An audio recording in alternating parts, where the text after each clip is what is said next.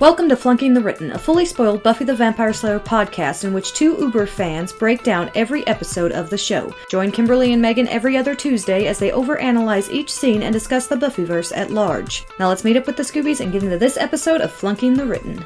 What can I say? I flunked the written.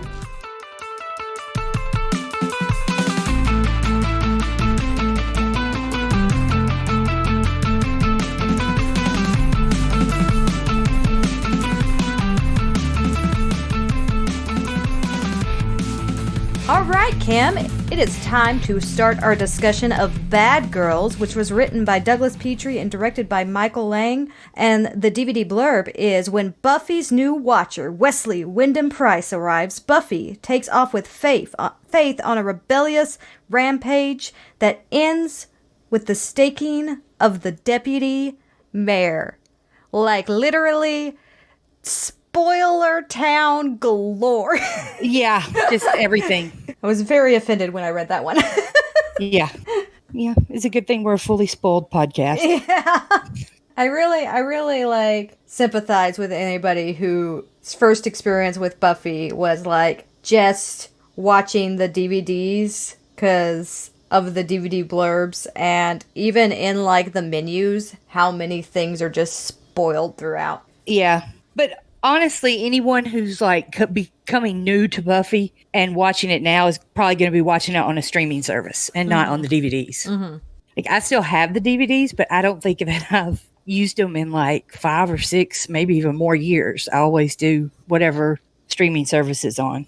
Yeah, the problem with the streaming services is sometimes you get the HD version, which is sloppy at best. Yeah. But if you're just using it for background noise, which is a lot of times what will happen if I marathon Buffy, it's fine.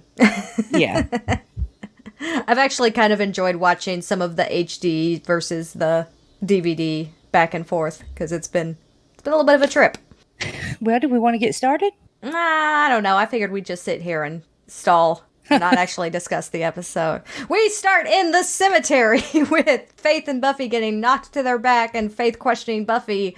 Really? You're telling me never, ever, not ever, once, ever, not even once, ever, ever? I'm in a mood tonight, can you tell? And, yeah, over and over and over again. And it is basically asking if Buffy has ever had sex with Xander, specifically after a big fight, but also, never had sex with Xander, which bothers me because Faith had sex with Xander in the previous episode in which he told her he was a virgin. So she knows Buffy's never had sex with him while she's doing this. Oh, Faith doesn't always pay attention. True, but I mean... Maybe he's just really good in bed and she was surprised. We don't know. I don't know, but I mean, he told her, so I don't know why she keeps asking that. But I think it's kind of a plot hole. Mm-hmm. So they get rid of the vampires that they have there, and then they hear another one, and they're going to jump at it, and Buffy says, on 3, and starts to count, and on 1, Faith goes for it. Mm-hmm. Which, so, not very good at listening. My point's been made. I'm giving that little piece because they fight the vampire and everything. But then Buffy is getting on her for jumping on 1, and she says, it's hard to plan. And Buffy says, the count of 3 is not a plan. It's Sesame Street. And I love that line. That always makes me laugh. And Faith is doing her carefree, nothing matters thing. And they kind of up that a lot in this episode. Yeah, they up a lot of things in this episode. I feel like, and I'll get into this. Yeah, I'll get into this more. I feel like this episode is out of order. I really do. I think it should have been after a different episode. But we'll get to Which one? I think it should have been after Helpless. I think having the Zeppo in between is a misstep. I think have Zeppo and then Helpless and then this episode. Well, I mean, we already talked about how the Zeppo was kind of just a time filler. Yeah. So it could have plugged in. It was a good one. It could have plugged in anywhere, honestly. But having Helpless right before this, I think would have, and acknowledging Helpless better than it did in this episode would have had more of a justification for why the Slayers are kind of amped up because of the nature of what the revelation in Helpless was. They most definitely amp Faith up, though, because she's always been kind of carefree, but... Well, they amp Buffy up in this episode, too. Yeah, but in this episode, Faith is just, like, reckless. Yeah. Yeah. And Buffy kind of gets dragged along and enjoys it for a little while, but then she never gets as far as Faith does. Although I realized something at the end of this episode that I had never realized before, and it really annoyed me. I'll have to talk about it when we get there. All right. Okay, well, that happens, and then they decide they're going to get the weapons that the guy had because they were very specific. They were a sword and dagger. And they turn around to get them, and they're gone. They have disappeared. And at that point, we get to the mayor's office, and we see the sword and the dagger being slammed down on the mayor's desk. And he's sitting there, and being the mayor, he talks about the family circus, which is such a wholesome choice for a comic strip for the mayor. And Mr. Trigg, who brought him the swords, says he likes Marmaduke. And then the deputy mayor, Alan, right? Yes. Says that he likes to read Kathy. And they all just kind of look at him.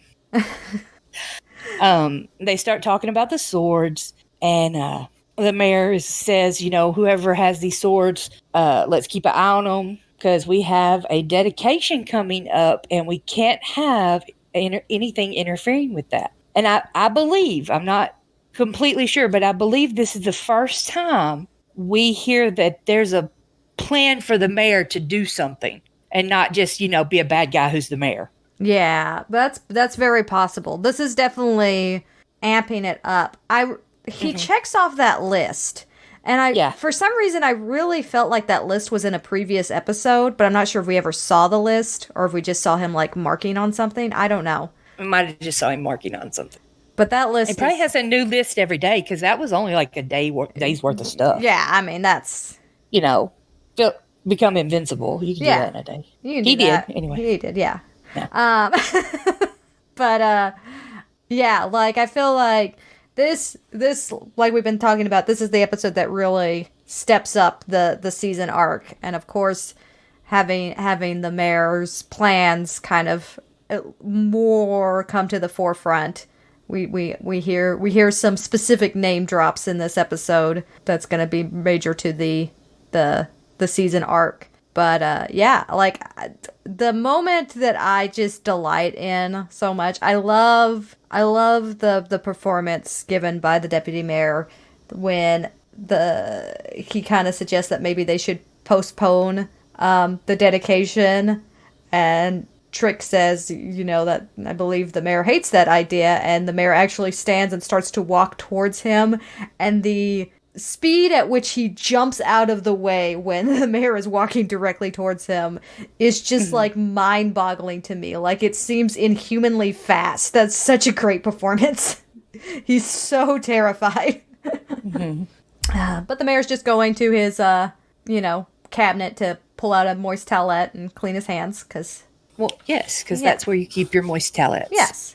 In an ominous cabinet. Yeah. Then the mayor asks Mr. Trick to make sure that any information they found out about the new bad guys in town reaches the Slayer. And it makes me wonder if, the mayor has been feeding information to, Giles and Buffy before. Yeah, and I don't even know... So they can take out stuff that he's worried about or something. Mm-hmm. I feel like that would be worth exploring. I don't think it's going to be, obvious in there. But I think that the idea that there's subtle ways at which he's manipulating everything, and that kind of makes me go back to things specifically Gingerbread, because Gingerbread, I was always just like, what the heck is the mayor doing here with it? Maybe watching that differently and thinking, maybe he's thinking, hey, this is a way to get rid of the Slayer, or maybe it's a way to get rid of this problem that's suddenly arisen by having these two conflicting forces. And so that kind of sweeps some stuff under the rug that I had complaints with Gingerbread. But this idea of, with any luck they'll kill each other, then everyone's a winner. Everyone, of course, meaning me. And I wrote after that line, white privilege bells. It's just I just heard a chime in the background, just oh, it's the white privilege bells. But, that's the embodiment of what the mayor is in my mind. My reading this time around, I'm just oh, That's what they're going for. I'm not 100% sure that's what they're going for, but that's what they're going for. That's what they're presenting, is just the privilege that the mayor comes from, and this acknowledgement of, like, everyone winning actually just means me winning, because I am the only one that matters. Let's go villain. So, yeah. Then we leave the mayor's office, and we are the next day in the lounge at school, and we've got Buffy, Willow, Xander, and Oz, and they are looking through all of the college catalogs that have been sent to Willow. And she has got colleges wanting her, all the Ivy Leagues and stuff in other countries, and all the good ones want her, which we're not surprised about. The thing that surprises me, though, is that there are none for Oz. And ain't he supposed to be as smart as, like, as genius level as her? According to that one episode, yes, but according to everything else we've seen from him, he's just kind of a lazy bum, so I don't know, like, if he doesn't apply, how much they're gonna want to go after him. Whereas Willow, at least, applies herself. Yeah, true. So they're all talking about that, and Xander is making several self-deprecating remarks about how he's going to work at the corn dog emporium, and colleges are going to send him slips of paper with "no way" written in crayon and stuff like that. It's pretty funny. And then Oz, at the end, Oz says something that it's kind of awkward for Oz. I don't really like it. He says, if I could suggest graduate, getting left back, not the thrill ride you'd expect.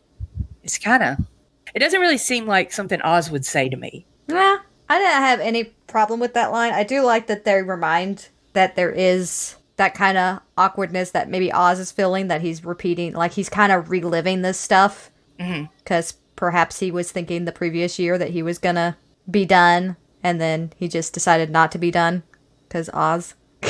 Because, I mean, we all know Oz could have very easily graduated, and he was even given an option to finish up what little credits he lacked at summer school, and he decided to not do that either.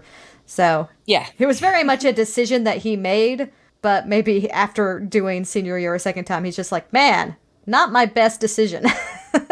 Well, and then, then Cordelia walks up, and her and Xander start doing the insults about how Xander is not going anywhere and is a loser, and he does some comments about her and the way she dresses, and then she says, well, Xander, I could dress more like you, but my father has a job. And I'm like, does he though? Yeah, I was like, this might actually we are very close to when that happens. This might actually be like a thought out plant by the writers at this point. Like all the other little things, the grasping at straws I've been doing. But this, I feel like, is so pointed to the fact that we know very soon he won't. Makes me feel like maybe this is either the very end of the highlight for Cordelia, or it's already happening and she's trying to hide the fact that it's happening by acting that way. Yeah, by claiming things that aren't true.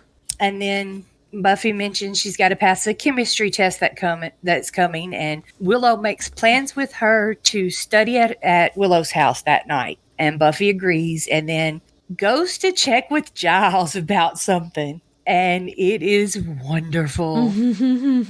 I absolutely love Wesley. His whole character arc. I love him the way he is in Buffy, and I love him the way he is in Angel. I underestimated how giddy I was gonna be seeing him, and especially this performance. Because I mean, I've watched a lot of later Wesley, and I love later Wesley.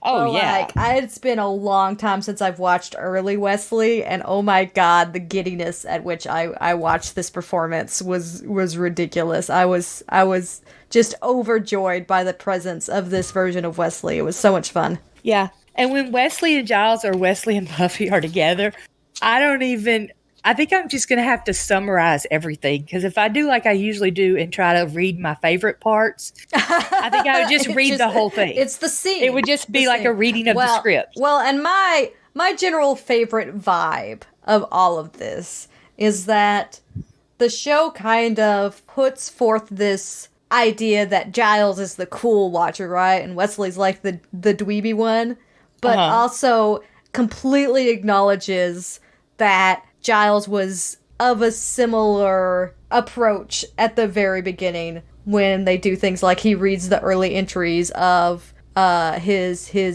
journal on being the new watcher for Buffy, and like the little mannerisms that they kind of echo of each other. Like I think that it's really funny to see Giles try to actively pull away from that and kind of almost overcompensate. A little bit like Cordelia may be overcompensating, but like I feel like it's really fun to watch that dynamic of Giles, obviously at this point being the cooler, more experienced watcher, but also still having a lot of that original, like, you know, I'm gonna come in and I'm gonna take charge and stuff like that. I think the funniest part is, like, Giles is a badass, and I think we're all agree on that. But Giles is also the guy who, like, has several people who have done knockout counters for him because he gets knocked out all the time, or just, like, silly things happen to him. So he's like, there's a lot in common between Giles and Wesley in a lot of ways, especially when you get into, like, the story arcs and just how dark Wesley gets. You realize how badass Wesley can get as well. So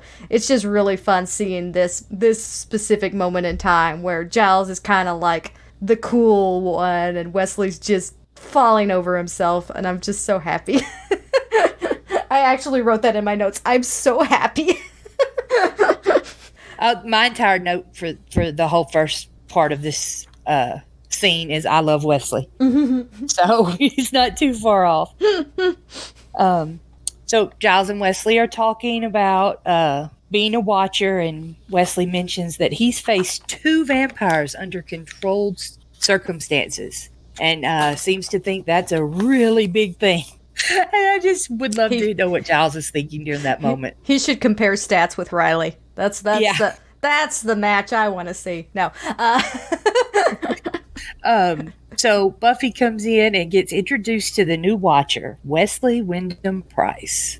They discuss for a little while whether he's evil or not, because, you know, Gwendolyn Post was evil. And then Wesley wants to know about last night's patrol. So this scene, Giles and Buffy are sitting beside each other on the table. And I absolutely love the body language between them during this scene where they're talking to Wesley. It's very father-daughter, but also very much we're a team. I enjoy it so much. Like when she is like being real cagey and not really giving any details, and he's just kind of like, does a face like, go ahead and tell him. And then there's some other moments later with it that I just love. Yeah. It's really good. Well, and you can kind of like Wesley here, he's kind of goofy, but he's mostly harmless as we see him so far. But you can kind of also understand after, again, what happened in Helpless, why both of these people would be reluctant to work with anybody in the council. And so, like, there's definitely something to be said for that. And after Gwendolyn Post, why Faith would be reluctant to work with anybody with the council. So, like, they could have sent, like, the most capable, charismatic person that they had to this job, and they would have failed. So, I mean, I feel like the Watchers Council at this point, because it always cracked me up, too. Like, they sent Wesley to, I guess, replace Giles, still completely ignoring that fact that Faith herself had never gotten a proper replacement watcher, and Giles was kind of just filling in for that. So they sent one watcher for these two slayers, and they sent Wesley Wyndham Price, and I'm just like, really? Like, what made him the like best option you had? Which I think it really kind of comes down to, if you get into Wesley later on, Wesley comes from a line of watchers, and there's something to be said of, again, that privilege of coming from a family of, like, there's something about the Watchers Council that's very Mayor Wilkins-esque, right? of just being entitled. Oh man. But yeah.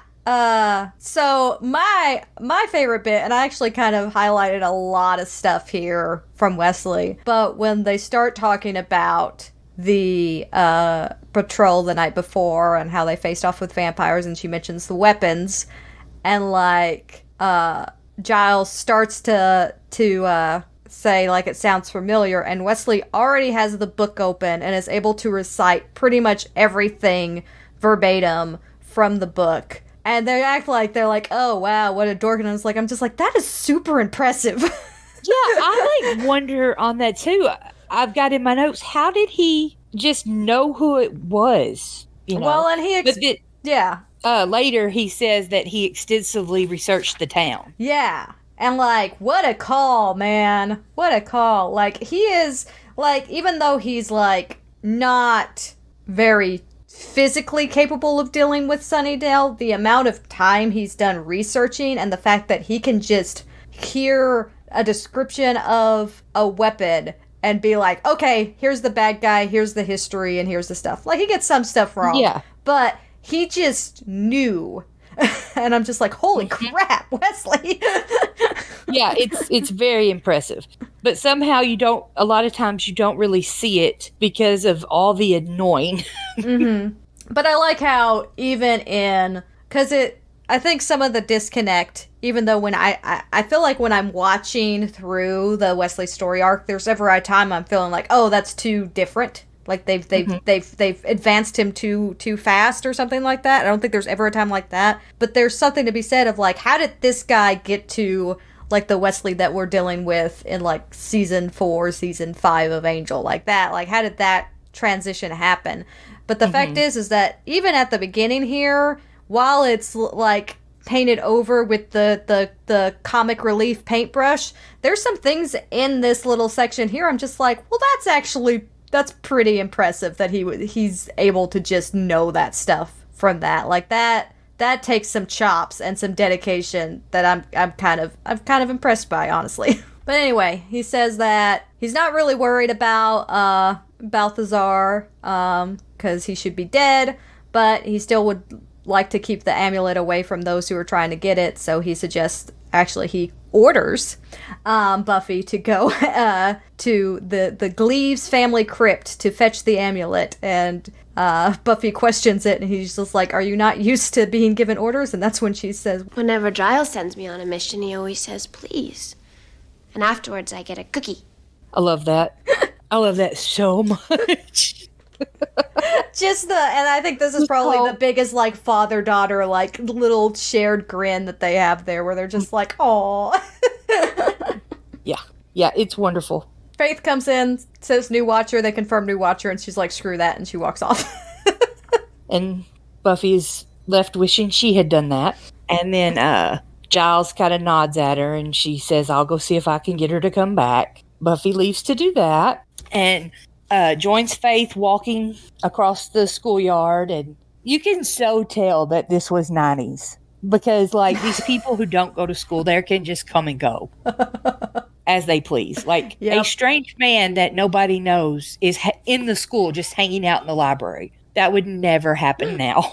So she tells Faith the new guy's a dork, and then says, yeah, that's it. He's a dork. And Faith says, you're actually going to take orders from him. Buffy says, yeah, that's what we do. And Faith does we can do whatever we want. We're slayers. And they kind of get into a conversation about whether or not Buffy likes slaying. And she tries to do that thing where she always says she doesn't like it and all that. Faith tells her slaying's what we were built for. If you're not enjoying it, you're doing something wrong. And then Faith tells Buffy to, go do whatever Wesley wanted. And yeah, it's kind of funny. She's like, you do the homework. I'll copy yours. Mm-hmm. So yeah, then we're in a cemetery at night, and Buffy is looking for the amulet that the guys with the swords are looking for. And she opens what are those, sarcophagus? No, what's that called? Just like a coffin? What are you talking about? The crypt? Well, the crypt is the building, right? Crypt's the building, and then a coffin or a sarcophagus works. I don't know. They're not really caskets, because caskets are different. Well, she pushes the stone, cement, whatever lid away, and you can tell it's really hard to do. And then she does it on the next one too, looking for the amulet. She sees it in there, but right when she's about to grab it, more of the new bad guy vampire shows up. So she jumps into the first crypt she opened. And I kind of think they didn't think this through, because when she first opened it, it showed her pushing with both hands with all her might. And then she jumps in and lays in there with we're not going to mention decomposing corpse, and then takes her hands from the inside and pulls it back with like no effort at all. It's also quietly enough that the vampires don't hear her do this. Yes, Nor do they even smell her or anything that would maybe cue to the fact that there's a person there. Yeah. They're not very good vampires, is what I'm Well, gathering. they are one mission. That amulet. They're and that is focused it. on the amulet. I think she also leaves that one open, which I think should also be a little bit of a red flag that that's just left open and that, Yep, everything's they just take it. exposed. They're just like, meh. So they get the amulet and leave, and then Buffy opens it to climb out, and there's Faith and scares her. And Faith wants to know why she's hiding, and she said, well, it was, 6 against 1. Just too much. I had to hide. And Faith is like, well, now I'm here. Let's go. And runs out to... Yeah. So they run out and they're pretty much just still right there. They're jumping down into a manhole that's not that far from the crypt. Yeah. And I'm just like, how did Faith, Not see them. where did Faith what? Yeah. Yeah. But suspension of disbelief. We learned that from the Zeppo. Yeah. This scene and the one right after are where some of the places where Faith really amp up Faith. Mm-hmm. Because Buffy's like, wait, stop, we got to think about this. And she's like, no. And I'm like, okay. And then they're talking about going down the manhole cover, and Faith is just like, I don't have a plan. I want to know how many are down there. And if I go down there, I'll find it out. She's very, very, I want to say toddler-like in this episode, where she's like, you know what? I want to do it. I'm going to do it. And I don't care if I get hurt, anyone else gets hurt, anything. It's like she's spiraling in some way. But there wasn't really a trigger thing for her. Yeah. I feel like the trigger moment happens later in this episode, but she starts spiraling like this before that. I feel like I could totally buy what Faith is doing, but I need a reason. And that's again, especially if they had incorporated it to be more of an element in this episode, why I think having this episode directly after Helpless would have helped would have made it flow better if they had actually discussed the fact that we do all this stuff, we have all this power, and they're gonna try to kill us off, and having that again, just another element of even the people that I'm most supposed to be able to trust is willing to do this to us. And I think that could make a sense for why Faith is spiraling this way, because we know that she's so desperate for an authority figure. And obviously, when it comes down to being a Slayer, your authority figure is the Watchers Council, and then learning that Buffy was essentially poisoned to the point where she was defenseless and was planned to put in a situation where she was going to have to face off against a vampire, then that kind of, again, reframes how do I get what I need when anybody who's around me that should be able to give me what I need is like this? Yeah. I also think that it's interesting and could have been played up more is that, we'll get into it, but basically, they jump down, they fight the bad guys, they're not doing great, they're getting kind of overwhelmed. Faith's got several on her, and Buffy's pushed down underneath water and is nearly drowned. And then it's after that moment when she kind of pulls back and takes the upper hand again and makes the comment, I hate when they drown me, that we start to see Buffy really ramp up, right? And I think that that's another sign that this is maybe more of a we live in life and death situations and the weird adrenaline rush, but also the constant fear that we have to face and be like, what does any of it even matter? But I don't think enough of that is actually in the text the way I would like it to be in the text. I don't think it's explained enough to say that these are the reasonings for why they're acting this way, even though I can kind of force that in there. It makes sense. Yeah. It makes perfect sense.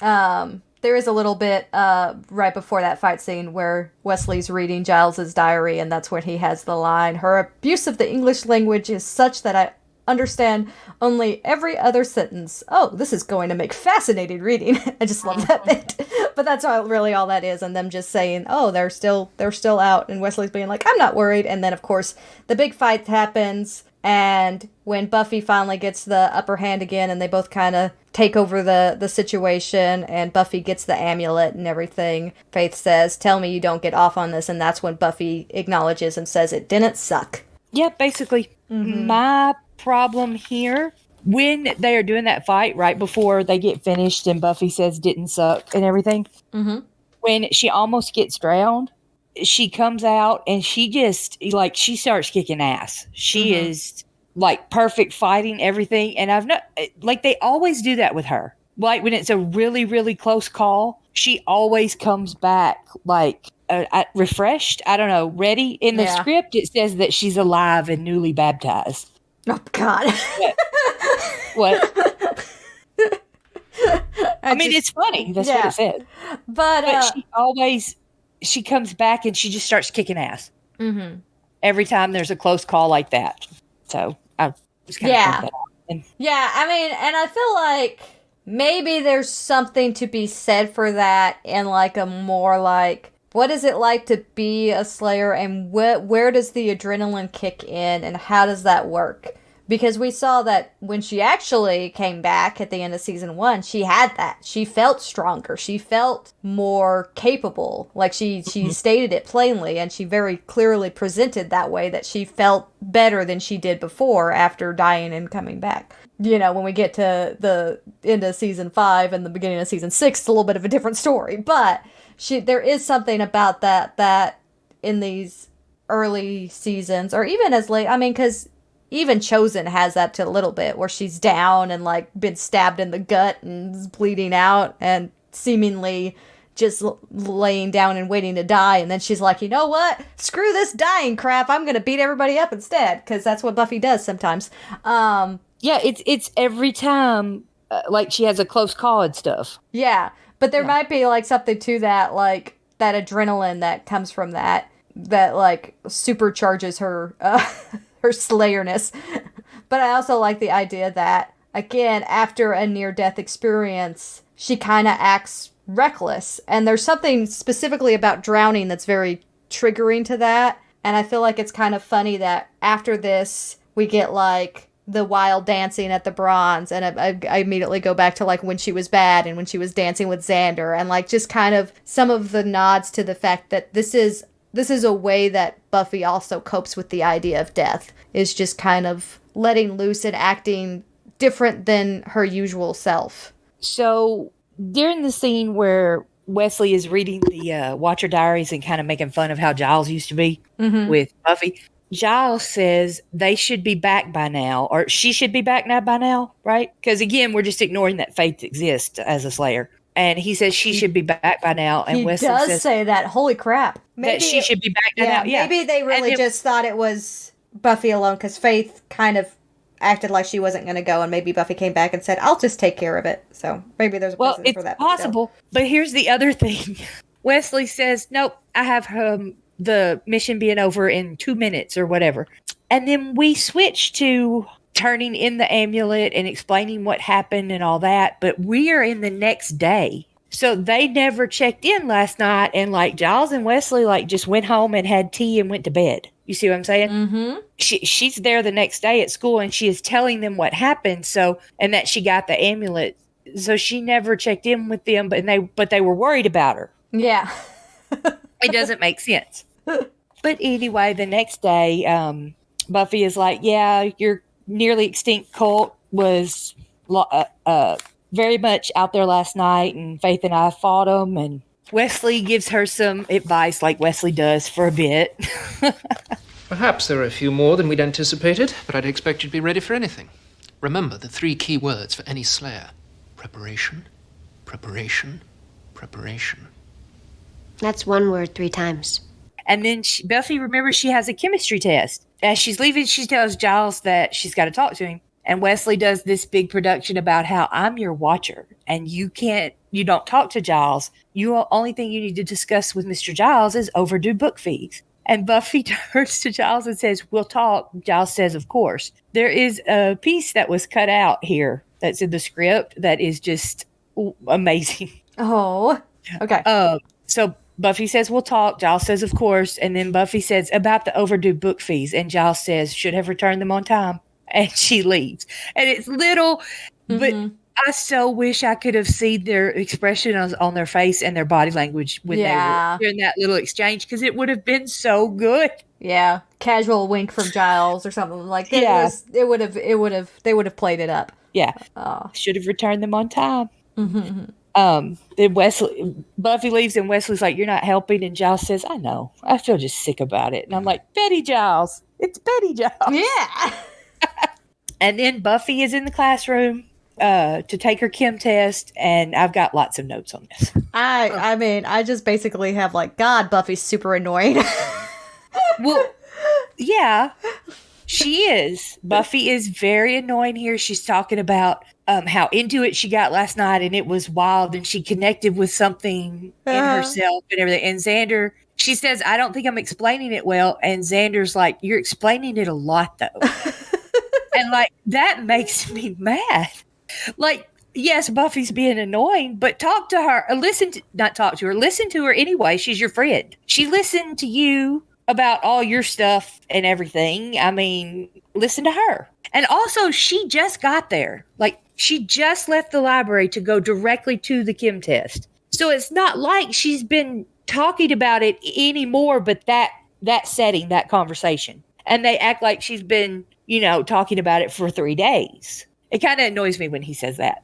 And I get why Willow is kind of like, "Be quiet, Buffy, and take your test," because Willow is Willow. She wants to take the test and do good. And also she's a little hurt that Buffy stood her up the night before for their study date. But Xander, except for the fact that he slept with Faith, he really has no reason to be acting like this. And I think it's a little, it's not very big. It's a really, really tiny part. But I kind of think it's some of that things where they, Buffy's friends turn on her. Well, when she becomes really, really the Slayer, when like the times when she has to take charge and tell them what to do, or like here when she gets really into it and becomes really, really the Slayer, they kind of just aren't supportive of her.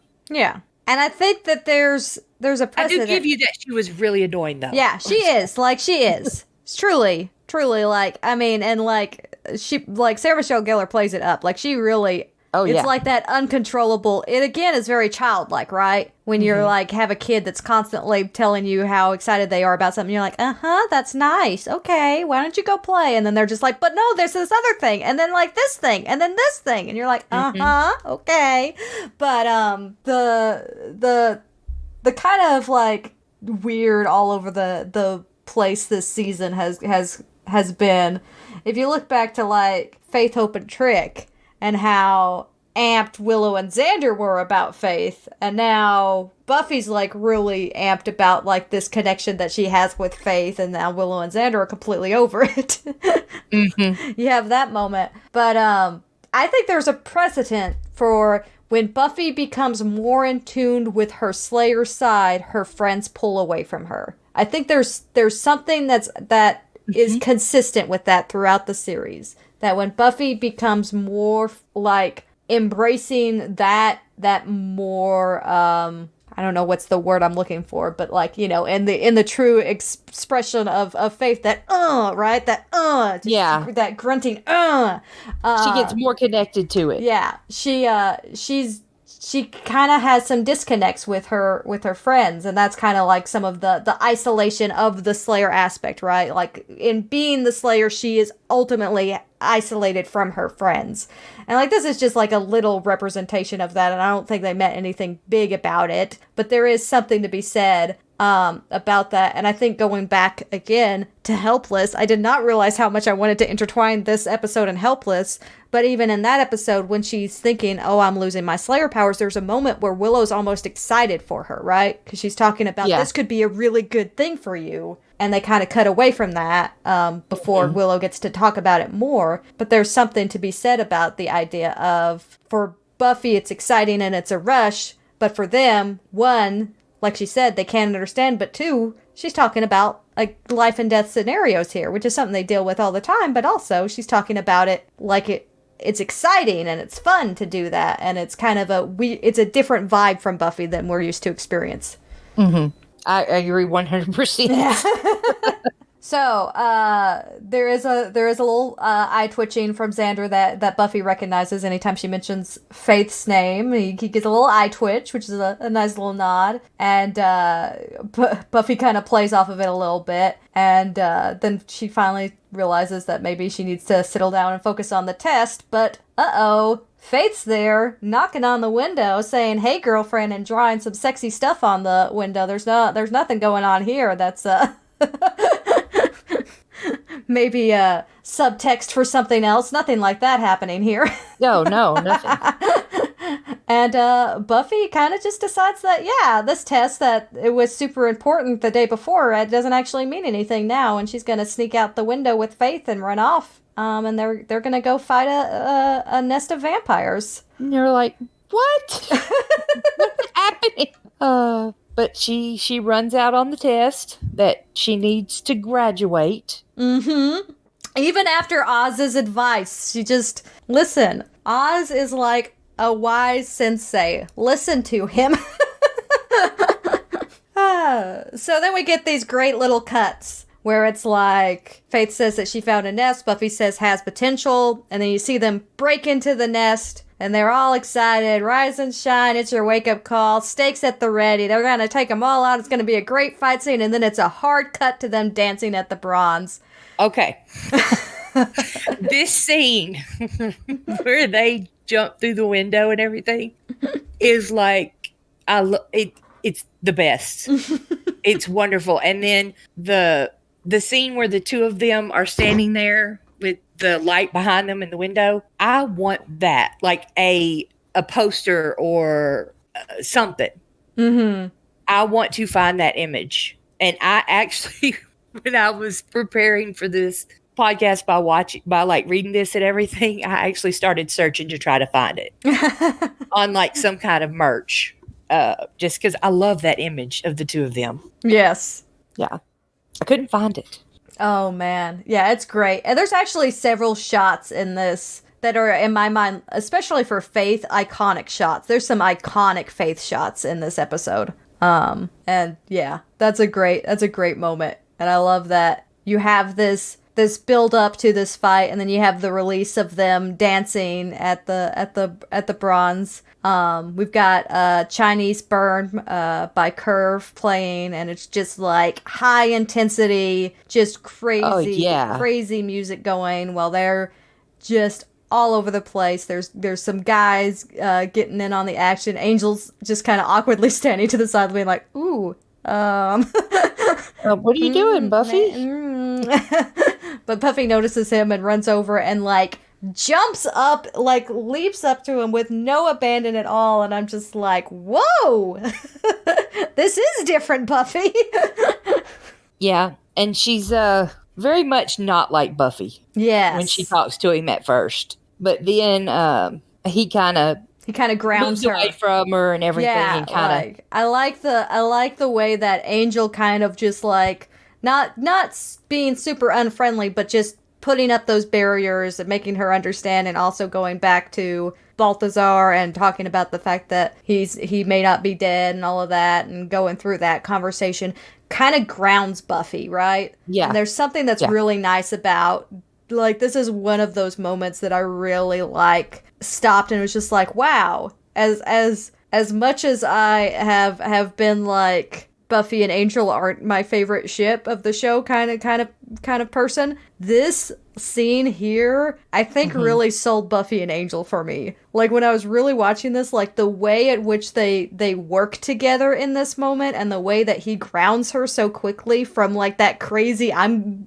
at full adrenaline, just killed a bunch of vampires, dancing, I'm getting lots of attention, this is the guy I love the most, I'm gonna jump into his arms and just like have no inhibitions at all when I'm all up in his business, and he's going to ground her that fast, and they're gonna get right back into this is what we need to do. This is us being big damn heroes. It really like stuck out to me this time around. I was like, holy crap, that's excellent.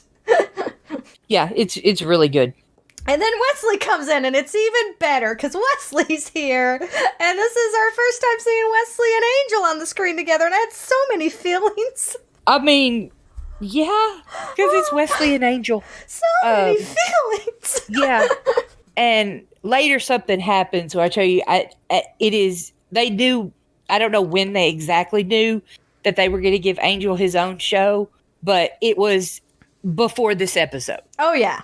Most assuredly. Yeah.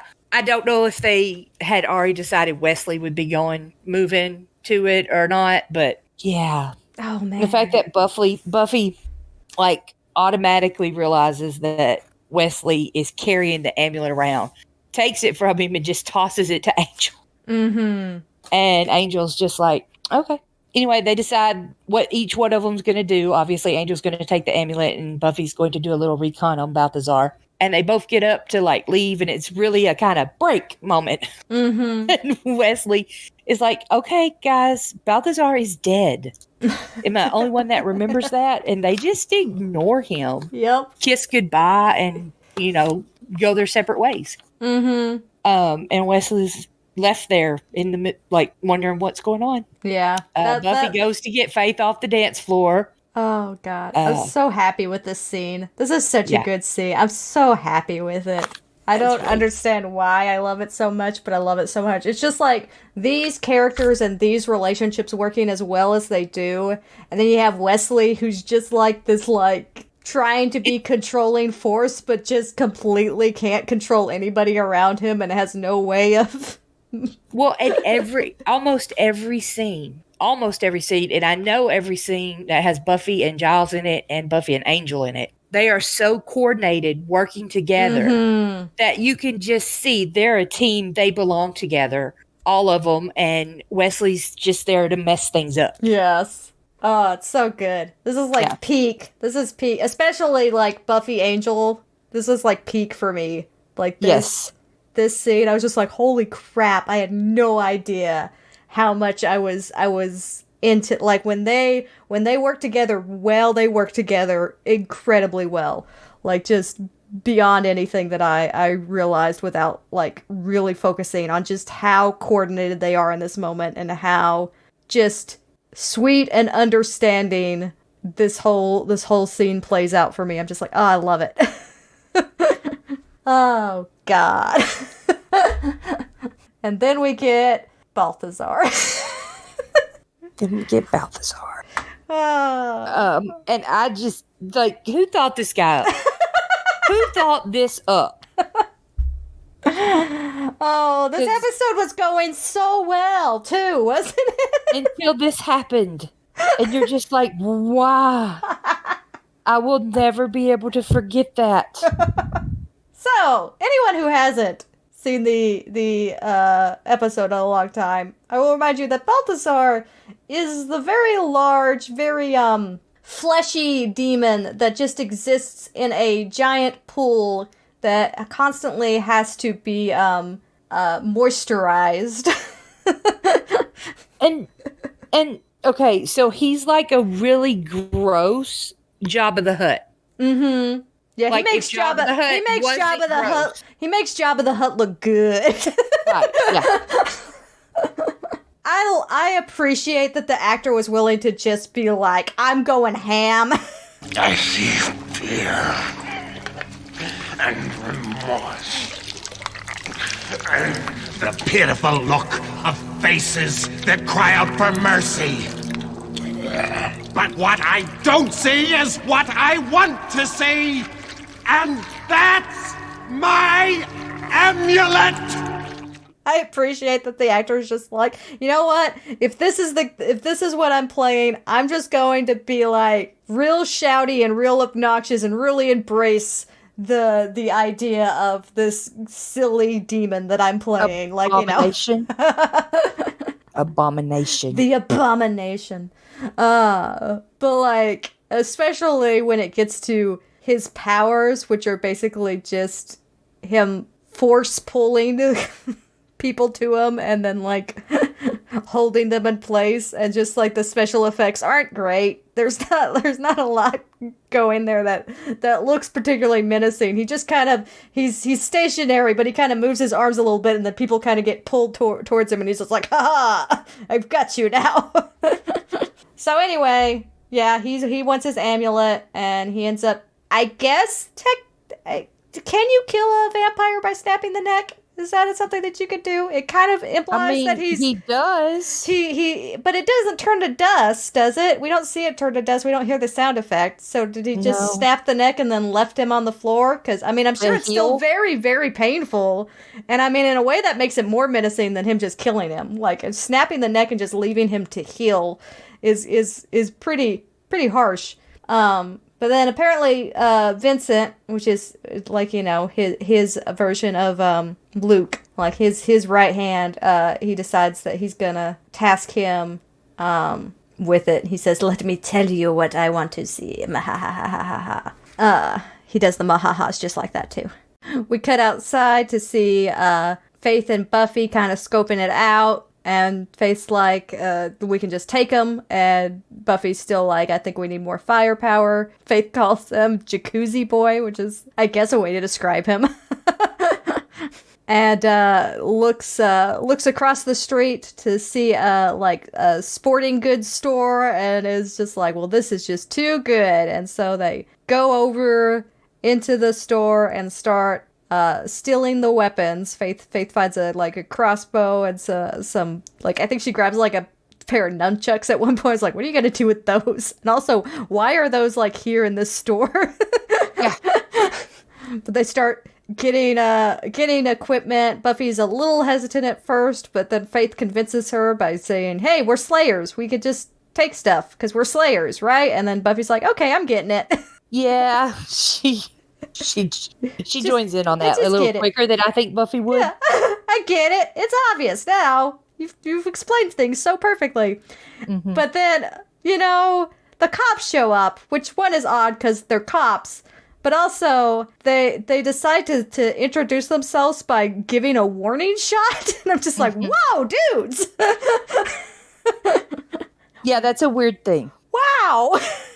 I mean, I get that you're all tweaked out and the mayor's got you under your thumb and everything, but man, you guys pull those triggers really easily. But yeah, they tell him to drop the weapons. Buffy does, and then Faith's a little hesitant, but eventually does as well, and then kind of like languishes in the idea of like, you know, putting her hands up, and talks about how much she likes the officer, and like he's butch and all of that, and just kind of again just being very indulgent in the moment. And then we cut to the police car where they're both at the back, handcuffed, and the officer's talking about the amount of artillery that they were collecting, and asks if they were some kind of girl gang. And Faith says, yeah, we're the Slayers. So Faith suggests they go ahead and just break out, and they both kind of slump down and then kick the metal grating thing that separates the front seat from the back seat. I don't even really know what that's technically called, but it causes them to swerve and crash,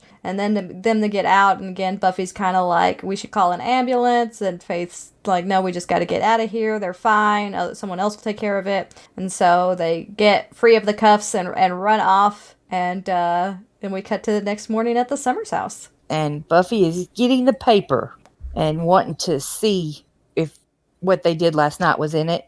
Mm-hmm. And she has a very generic interaction with her mom.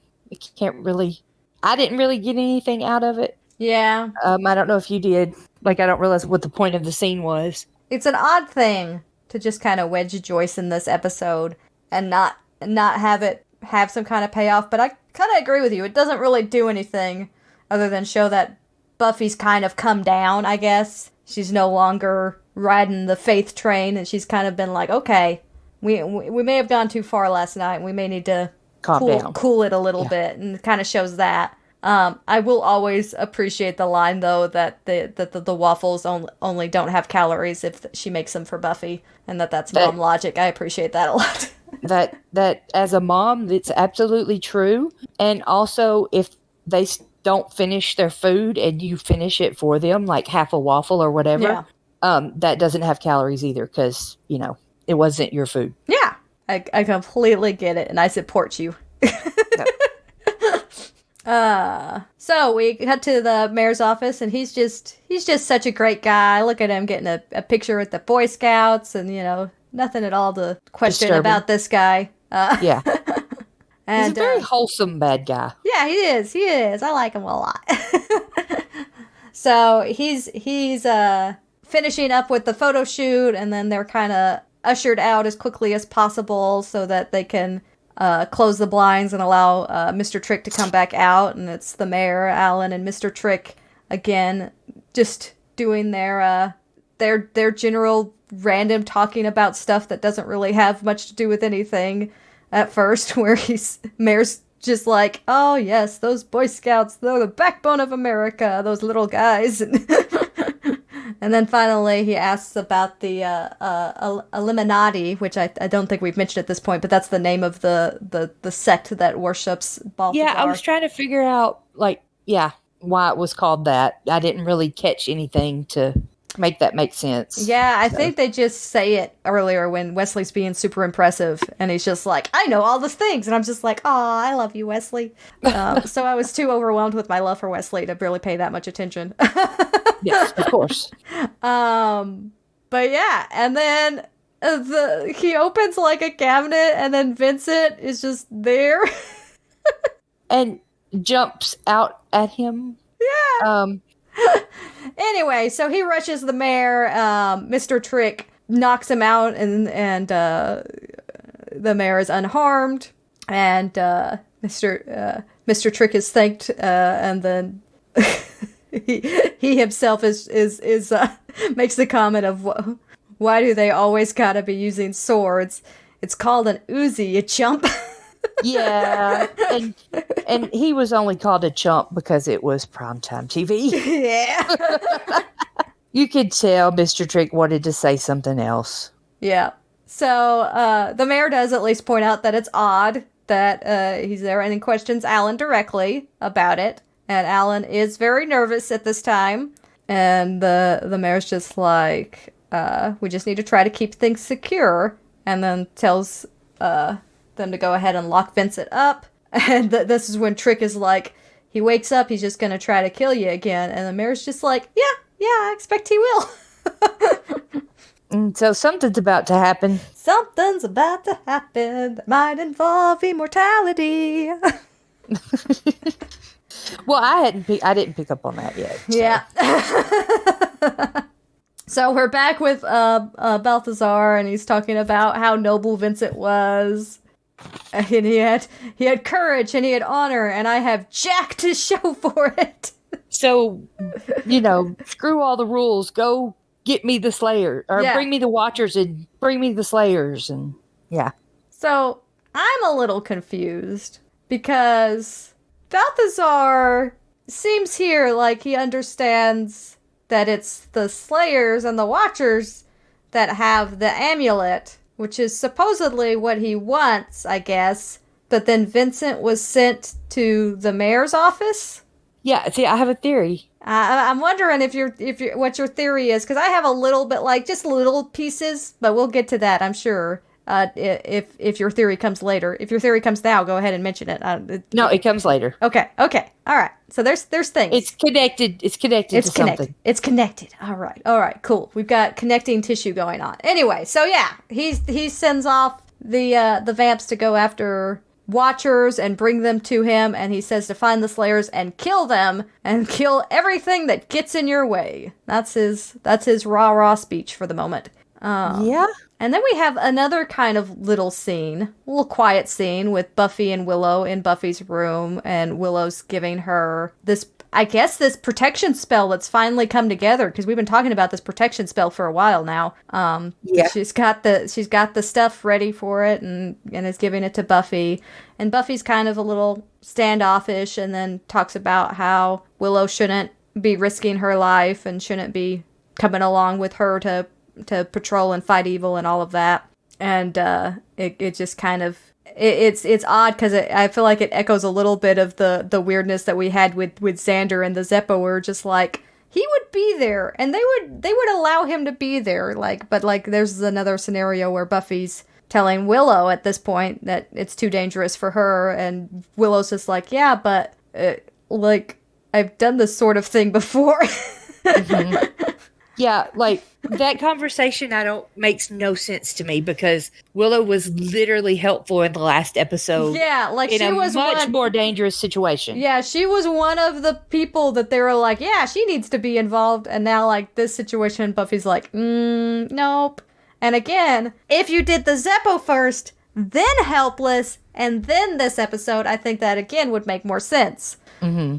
But because Buffy again is reminded, oh, Willow's just a mortal, like, doesn't have the extra strength and stuff that I do, and I just experienced what that's like. And that scares me. And I think you could have played off of that a little bit better and made these... I just feel like I need to reorder season 3 a little bit.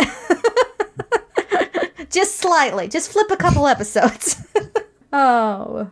But, yeah, Faith shows up and Buffy goes off with her and kind of says to Willow apologetically, like, you know, we'll hang out later, right? And Willow's like, yeah, you go. And then there's just the quietest little stupid that she says after Buffy leaves. And again, I think the scene's kind of out of place, but also that moment of like feeling like your best friend's pulling away and got a new best friend, and that kind of like high school angst, and especially like senior year and talking about college and everybody pulling away from each other and that trying to cling to your friend, and just that quietest little her just whispering stupid while staring at the thing that she made for Buffy is just like, aw. Yeah. Aw, you could do so much with a single word. Yeah, I know that doesn't come to a conclusion in this episode. It's the next one. Yeah, and this is, it doesn't have a to be continued, but it definitely has two-parter vibes for sure. Why did only Buffy get a protection bag? Like, oh, yeah. Why is Willow not protecting Faith? Like, Faith's the Slayer too. Mm-hmm. Like, some of the things you can kind of see why they didn't include Faith, but some of them you're like, you know, if you had just included her, this would have turned out so much better. Yeah. Like, show her you care. Give her a protection spell bag too. So many of them, and I just don't even recognize them all because there's so many of them. Yeah.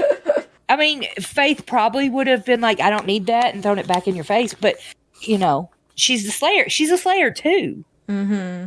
Yeah. Crazy. Yeah. Well, they go to do what they're going to do, and Wesley and Giles are in the library and kind of have started fighting about Buffy. And Wesley, within the space of like 30 seconds, he tells Wesley that he's an embarrassment to the council. And when he says that your assignment is something of an embarrassment, it's said literally like the wannabe trying to be with the big kids, and he overheard that. Mm-hmm. And so now he's going to tell them that. Mm-hmm. Tell the person it was about to make himself look better, you know? Yeah. And there's two big moments in this episode that the only moments that I don't like Wesley and that make me not like cheer for Wesley. Because most of the time he's just a really annoying, pompous, full of himself guy who just came out of the Watchers Council. Mm-hmm. But this moment, and then there's one later, which I'll mention it then, are the ones where I'm like, no, you're actually just, you know, a weasel. Mm-hmm. But within 30 seconds in this scene, he says that Giles is an embarrassment to the council, and that you've done a really good job as Watcher, and it's not your fault that it failed. And I'm just like, which one is it, Wesley? Do you notice that? Does he... I'm trying to read through what I have here. Like, he says that about the embarrassment, and then Giles replies, keep your snide remarks to yourself and don't criticize my methods. Mm-hmm. And then Wesley says, you're no longer qualified. You know, it's not your fault. You did well, but now it's time for me. And so, like, he says both those things within 30 seconds. Mm-hmm. I feel like, I mean, there's just something to be said about that. condescending nature of the it's not your fault, you've done well, that doesn't it's kind of implied that maybe he doesn't believe that. But I think there's also something to be said about Wesley might already be seeing that this is a little bit more than he expected. And that may be like a little bit of a slip, like a little bit of a, this is a lot. This is already a lot, and I barely started. So yeah, like it might have been that kind of moment of just that little bit of acknowledgement. I do like your reading, and I think it's very, very accurate to Wesley that in the saying, the way you've handled this assignment is something of an embarrassment to the council, is like him repeating like verbatim something that like Quentin Travers said. Like that is I could see that man say those words exactly, and Wesley being like, oh, well, now it's time for me to step in, and then I'm going to repeat those exact words to Giles because that is my understanding of the situation. But there might already be a little slip when he says the you've done well, where he's like, I'm already feeling like I'm not controlling the Slayer at all, like I should be able to. So I think this makes a lot of this is consistent to what I expect from Wesley. And I think like at the beginning, Wesley's supposed to be really annoying and really unlikable. And if he just existed as this comic relief character, then that would be his place. I think there's a certain amount of seeing early Wesley with those rose-colored glasses, because we know what his arc is, and so there's things in this early episode that are annoying, but I just find them endearing. And I also like the setup of this is what he was like at the beginning, and this is how pompous he was, and this is how critical he was of others without really having any idea himself. And I think that's probably the most important part about Wesley, is that him thinking he knew what he was doing and then actually getting into the field and being completely overwhelmed and having that like realization is really important to his story arc. And it's something that isn't, I don't think, fully realized in Buffy, but it becomes more apparent that was Wesley's journey in Angel, was that he studied and he was really smart and really knew his stuff and really well prepared theoretically, but in the field, he didn't have a clue, and he was completely over his head, and it completely rocked his worldview. And it's like even this to the episodes where Faith comes in season 1 of Angel, and that version of Wesley, which really isn't that far apart, but seeing how quickly he had to change when you actually get out in the field and you actually experience what this life is for yourself. It's very, very obvious that was what Wesley lived through. And this idea of him just being like, oh, well, kind of condescendingly, you've done well, yes, but now it's time for me to take the field. And then he later realizes he was not ready to take the field at all. He was not prepared for this. He was not adequately trained by the Watchers Council for this job. But yeah, I don't think there's a moment in this episode where I didn't like Wesley. Like, there's moments where I could see, like, he is supposed to be annoying and he is supposed to be, like, just a slime ball, but I still love that because I think that does nothing but add to his character arc, and I'm just like, but I also like characters that people hate. Just wait till we get to, like, Warren. Because I'll say positive things about Warren all the time, because I think he's a great character, and everybody else is like, I hate him so much. I was like, that's the point, though. Yeah. Wesley plays the part that he is supposed to play very well. Yes. And you see who he is, like the person he's supposed to be. Yeah. And that's the most important part. If the character's realized and the performance is good, it doesn't matter like how vile the person is, like how vile the character is. I'm still gonna be like, that's spot on. I love that. And I think like I can kind of see where you're coming from with the idea of maybe these are contradicting statements, but I could also feel like one's him repeating something he heard from the council, and one's him saying something kind of more nonchalantly without really thinking about what he's saying, because he's already a little bit like, I can't seem to get these Slayers to listen to me at all. There's already just a little touch of, this is a hard job, man. Yeah, I didn't realize this was going to be so hard. Yeah, who would have thought? Oh, man. So, Buffy and Faith, there was the little tidbit where they were just kind of walking through, and then they got caught up with some vamps again. That happens, and Faith is really struggling with her bow. She really wanted to like it, but then she was just like, "This is too complicated," and says, "Screw it," and throws it to the side. And so they fight off the vampire, and think there's more coming, and it just kind of works out to where they're coming in little groups. So they're just like, as long as it's just one at a time, I think we got a shot. And so they're very hyper aware of their surroundings and any sudden movements and everything like that. And that's when the deputy mayor decides to show his face, and Buffy grabs him and throws him, and then kind of acknowledges, wait, that's not a vampire, but Faith's already primed and ready, and stakes him in the heart. She can't stop in time. As Buffy shouts, Faith, no, she's in full swing, and plunges it right into his heart. And oh my god, like the following moments of this are so oof. And the performance that every one of these people give in this moment, like Faith's shock, Buffy's like panic, and the Alan's just reaction, the way he like communicates with his eyes, and Buffy communicates with her eyes as they're staring at each other. I'm just like, oh my god. Yeah.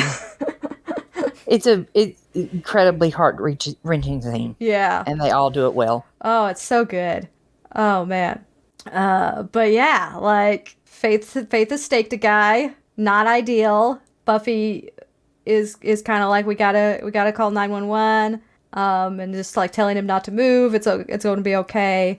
And it seems that he is just slowly like fading, and then he just goes completely still and is seemingly dead. And that's when they kind of fully absorb what has happened. Faith scrambles. She's like, we got to get out of here. We got to go. She pulls Buffy. They run. Faith kind of runs down an alley. Buffy hops a fence, and she runs into Angel, who has been looking for her, and asks about her hand, and she's just like, it's okay. He says that they need to go back to the warehouse, that they've got Giles, and that's when kind of Buffy recalibrates and refocuses. And then we have another scene that's very short and very quiet. Oh, but man, is it like just a moment in time that exists where Faith returns to the body and kind of kneels down, and it's almost like kind of when you're not sure, like if it's something like almost like poking a snake, almost the reaction at which she pulls back as soon as she touches him, like that idea of how is this gonna react, and the fact that like she touches and immediately like yanks her hand back. It very much kind of is reminiscent to that. To me, is just like, it's almost like she's fearful that he's dangerous, or that he will react, because she just doesn't know how to process that this is just a dead human person. And just like, I don't know why but like for some reason, again, quick movements, when Alan had that quick movement at the beginning to get out of the mayor's way, and then Faith has this moment where she just kind of reaches out and then quickly like just yanks her hand back as fast as she can.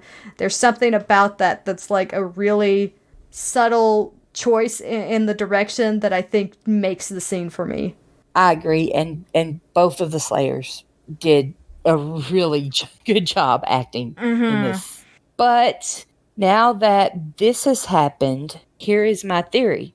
Okay. So Alan, the deputy mayor, he has that moment where he moves out of the mayor's way really, really fast. Mm-hmm. He has that moment when after Vincent is in the closet and attacks the mayor, when the mayor asks him about it, and he just stammers and says, I don't,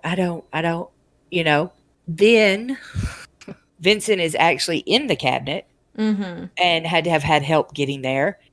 And then he's wandering the alleys at night like he's looking for someone. And I think that he was trying to turn the mayor into the Slayers, like to get to them and tell them what was happening so they could stop it. Yeah.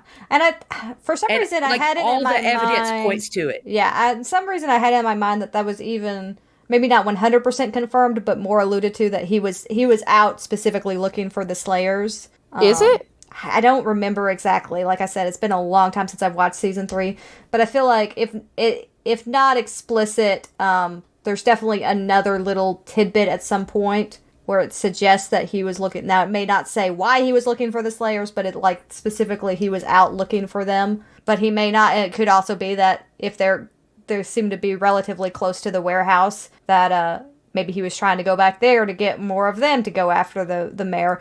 I think the thing that doesn't really work in my head, but I guess is kind of alluded to, but, like, I guess it's implied at the end that Balthazar fears the mayor, or what the mayor's going to become. And they keep focusing on this amulet, like this amulet's the important thing. But obviously he sent Vincent to do something, and it was a little kind of subtle in the way they did it. But did he send Vincent specifically to go after the mayor, or was that just a moment of opportunity? Or, like, how did we get them wanting the amulet to them wanting to kill the mayor in that specific? And that's the part that I don't fully connect with. But it could be that he was trying to rise, but he also sensed that the mayor was trying to rise, and he knew the mayor was going to be more powerful than him if he allowed that to happen. But it seems like Alan has definitely turned in this episode. Yes. Away from the mayor. And I like that's for being just like a guy in the background for most of this, and just being the guy that seems to be very much the sniveling, kind of like the the worshippers of glory. Like, you know, he's almost like, seems like he's going to be fully supportive of the mayor through all of this, and actually shows here a situation in which we can read in that he was probably working against the mayor in these final moments. And I'm just like, yeah, you got it. You go. I was not aware that was canon. I really I'm almost willing to put money down on it that there's something somewhere that says that he was going to talk to the Slayers, or going to do something nefarious against the mayor in the moments. There's a scene, and it's probably in the next episode. I cannot guarantee that's what it is, though, where Buffy and Faith are discussing what happened. And Faith says, well, he probably deserved it. What was he doing in a dark alley at night? And Buffy says, maybe he was coming to us for help. You don't know. Mm-hmm. And other than that, I don't remember ever seeing or hearing anything about it. Yeah. But it's very possible I did and have forgotten, or I missed it or something. Yeah. And it may also be like I read it as a fan theory, and it was discussed a lot, and then it was embedded in my brain. Because I spend way too much time consuming everything I can that has anything to do with the show. So it may have just been somebody's fan theory. I'm just like, I like it. And then for that point, it was so canon that it was actually in the show. Because that's possible, too. Very possible. But we'll watch for it. I think it's very much, even without an extra moment here, I think it's very much in the text enough that I'm willing to accept it as canon that Alan was definitely working against the mayor in this final episode, and trying to look for any opportunity he could. Now, whether or not that meant he was gonna side with the Slayers and become a good guy, or he was siding with Balthazar and gonna worship him instead, we don't really know. He might have still been like a scummy, I'm gonna worship some evil guy, but I'm gonna worship some other evil guy instead of this guy. Because that's always a possibility. Anyway, wow, where are we? We are at the scene where Wesley and Giles are with the front. How did anyone ever think of this? Moisten the front. That's where we are. Yeah. Oh, God. This is the best demon that we've ever encountered and will ever encounter in anything ever, I must say. So, yeah, Wesley and Giles are kidnapped. Wesley is handling it very well. Oh, God. Doesn't seem too promising, does it? Stay calm, Mr. Giles. We have to stay calm. Oh, thank God you're here. I was planning to panic. What is that thing?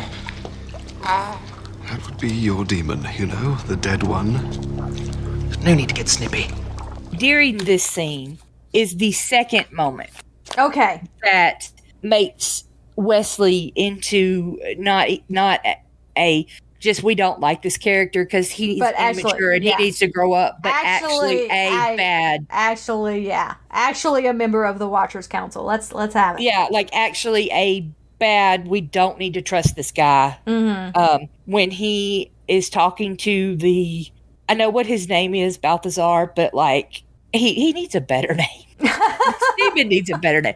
But anyway, when he says, Balthazar saying he's going to torture them and stuff, and Wesley says, no, the Slayer gave it to someone, I'll tell you everything. And you're like, what? Mm-hmm. Before, you were just this guy the Watchers Council sent that was completely full of his own importance. But now, now we can't trust you. We don't, you're not going to eventually work your way into part of the team, you know? Not this team, anyway. But yeah, like, and again, well, you're right. This is the moment where you're just like, oh, God, yeah, this guy, he can't, you know. Yeah. He's not just he does get redeemed, but. He's not just the funny, obnoxious guy, but he actually kind of is willing to sell them out if he thinks it's going to help him. But, I think that again supports this idea of he was not ready for the field, and now he is in the field very much so, like, and is immediately ready to do whatever he can to save his own ass. And I think that again supports that idea of not only is the Watchers Council terrible in the way that it treats the Slayers, but it's also terrible in the way it prepares the Watchers for the field, or the fact that they chose this man to, again, go to Sunnydale, where there's a hellmouth, and take over the charge of 2 Slayers. Like, that's a lot, like, for anyone. That was too much. How did you get the draw up? Yeah, I don't like. It's definitely obvious, again, that the Watchers Council makes no sense, and I can't even say it's by design. Like, I mean, there's been people that have like, oh, this is why the Watchers Council does this, and this is the themes and the metaphors that they're playing with, and the reasons why they do this way and this way. But I'm just like, yeah, but there's also stuff that's just dumb. They're just dumb. They're just a bunch of dumbos. And so, yeah. Wesley is willing to sell out Angel, but unfortunately he doesn't know his name. He didn't actually catch it, and this is when so he can't. Yeah, this is when Giles kind of steps in and says, you know, I'll tell you what you need to know. Just let him go, whatever. And Balthazar is again like, there is one deal. You will die quickly or you will die slowly. The man who has my amulet, what is his name? And oh my God, if this is not just an announcement that Angel's getting his own spin-off, then I don't know what is. This is the moment I'm talking about, where you know that they have decided Angel is getting his own show that he is the lead of. Yep. Because this he gets the aggressive fight, I'm gonna save the day. He gets Angel's the never really triumphant been hero moment. Yeah, that's like, and I mean, Buffy's there. It's not just like Buffy's gone. Buffy's there, but Angel gets the triumphant hero moment in this moment, and you're just like, holy crap. Right, and it's Angel. There's even episodes in the past where Angel, like, he's reluctant to fight. He doesn't. He just gives information, and if he has to, he'll punch something. But he's not. This is a very different Angel than we've seen before. This is definitely a more like he's coming to his own. And let me take a second here. Let me look at the timeline, right? Because we had Amends, right? That was the low point for Angel. The lowest of the low points. And then we had Gingerbread, where he had the quick little scene where he hugged Buffy and says he's kind of trying to build himself back up. And they had Helpless, which was, again, a little bit more of the weird, like, what is this relationship? Why are they doing them to themselves? Kind of flirting going on with Buffy and Angel during that episode. And then we have the Zeppo. And the Zeppo, while it all happened off camera, he played a critical role in saving the world. Yeah, but this is the first time it's like shown it like this. Yeah, but I'm saying that like that's the build up that I'm seeing is that he went from that low point in Amends to 3 episodes later playing a critical role in saving the world. After Buffy gave him the speech like, you can make a difference, but you actually have to try to make a difference. And then what, a few weeks, a couple months later, he's playing a critical role in saving the world. That would make me want to go, his name is Angel.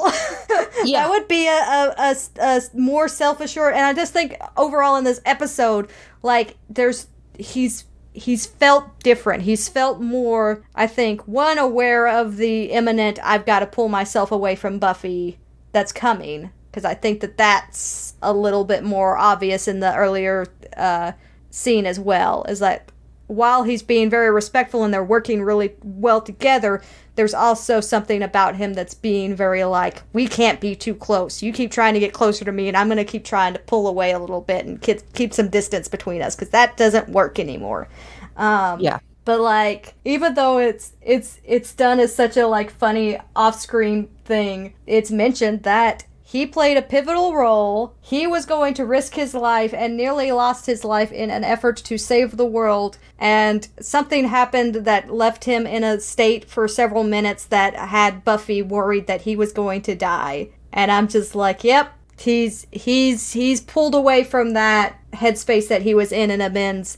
And he's realized that, yes, I can do good in the world. And this is such a, like, triumphant moment for him to just come in and say his name is Angel. I'm just like, yeah, it is. Yeah, it is. Yeah, it's an amazing moment. Aw, I love it. The imagery. There's so much good imagery in this episode. Yeah. Just look at Balthazar. Well, I said good imagery, Megan. Don't you ever just see Balthazar and go,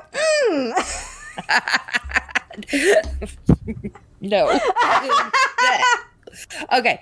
So, after Angel comes in, there is like a fight scene, obviously. Mm-hmm. And the coordination in this is just another one of those moments that proves that, like, this is a team. Mm-hmm. These people like each other. They work well together and everything. And, like, because Buffy gets a sword, and, like, right as she turns with the sword, Giles sees it and puts his hands up so that she can cut him free. Then he grabs Wesley and gets him out of the way. It's just, it works. It just works. Yes.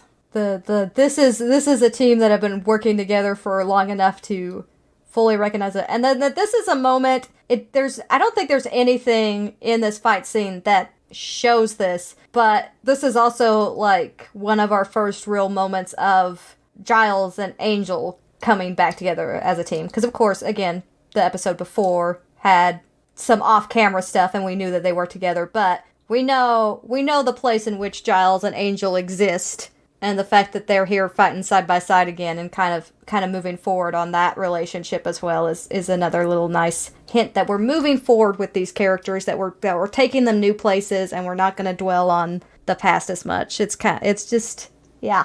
And then it's just a fight happens. A fight takes place. They handle the vampires easy enough, and then Balthazar is very upset again and pulls Angel to him this time with his force pull, and doesn't immediately snap his neck, but just hangs on to him for a little bit, I guess. And that's when Buffy spots a electrical cable that she's able to pull down to where it drops down into this pool of Balthazar and electrocute him.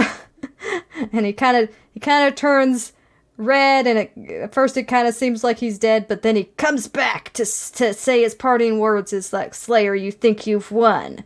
When he rises, you'll wish I'd killed you all. I hate the way he says that, too. I'm just like, Yeah, ha, ha, ha, ha. And they're all just like, okay, what did that mean? Well, they do look concerned. They do look concerned. I mean, the Balthazar, while not having a whole lot of screen time, I can't imagine there's a lot that he fears. So based on his arrogance and the way he presents in this episode. If you see Balthazar and he's saying, "Oh man, something coming that's way worse than me," I'm just like, "Worse than you? Are you sure about that? How does that happen? Worse than you?"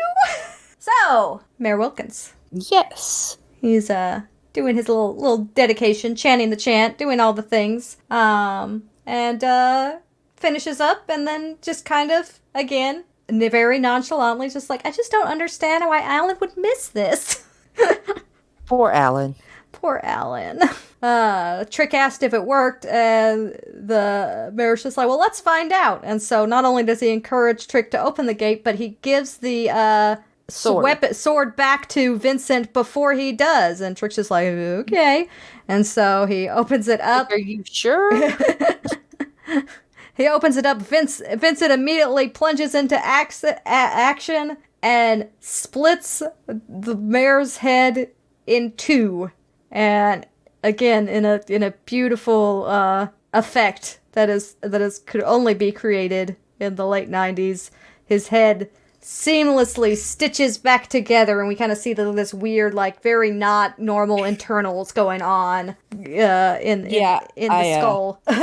My note on that part is, oh, the CGI. Oh, the CGI. And he's fine, seemingly unharmed. And Mr. Trick stakes Vincent, and the mayor pulls out his little checklist that includes, like, very mundane stuff that he has to do at his day, but also become invincible, which I guess he has, so he checks it off. He says that this officially commences the 100 days. Nothing can harm me until the ascension. And then he says, I'm feeling chipper. Who's up for a root beer? Yes, a root beer. A root beer. This final scene, Buffy made things worse. She, as we have seen happen before with Faith specifically, but yes. Like, I get Buffy going to talk to her about what happened and everything. Buffy's like trying to get Faith to talk about it, to work through her feelings. And Faith is like, I was doing my job.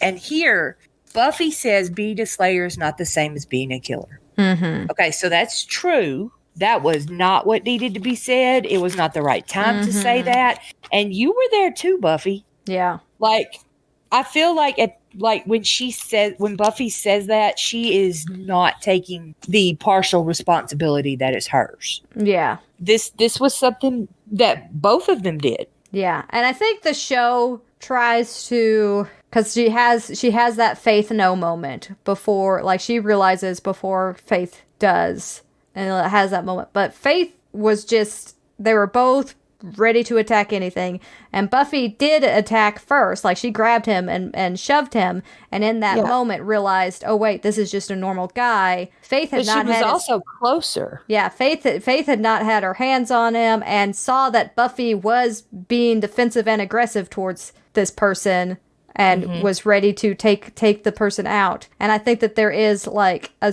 certain amount of responsibility that Buffy should definitely claim in this moment that she doesn't.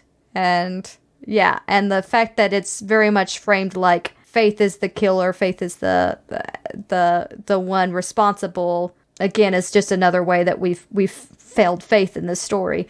But I mean, in that scenario, in Faith's shoes, I think anybody could have made that mistake. Like, there's not a, like, people will say, oh, well, Buffy wouldn't have done that, she would have realized.